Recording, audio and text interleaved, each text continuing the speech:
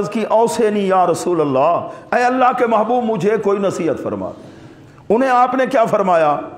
علیکا بالیاس مما فی ایدی الناس فإن ذلک هو الغنا۔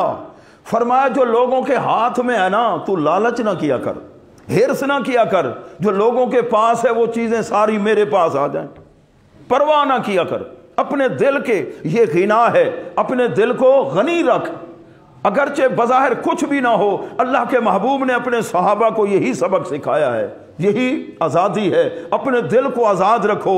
اگر دل میں پیار ہو اللہ کا، ہو اللہ کے محبوب کا، اور اللہ کے محبوب اور پیاروں سے تعلق ہو، باقی دنیا کا ہرس وغیرہ اس سے اپنے آپ کو نکال۔ وَإِيَّاكَ وَالطَّمَعَ فَإِنَّ الْفَقْرَ الْحَاضِرُ وَصَلِّ صَلَاةَ مُوَدِّعٍ۔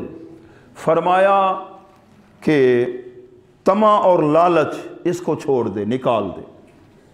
اب جدھر بھی دیکھیں طمع ہے، لالچ ہے، طمع نقطہ کوئی نہیں، ہرس تینوں حرف نقطہ کوئی نہیں، تو جو بھی کرتا ہے نا وہ بھی خالی رہتا ہے۔ ہم نے ایک آیت بھی پڑھی تھی، گریڈ از کرس۔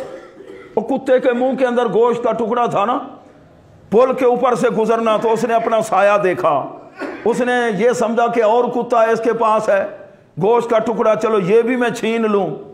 دنیا کا جو حریص ہے اس کے اندر اتنا ہرس ہے، اتنا حسد ہے، اس کی نعمت چھن جائے میرے پاس، آخر اس نے ایسے بھونکنے لگا تو وہ پہلے والا ٹکڑا بھی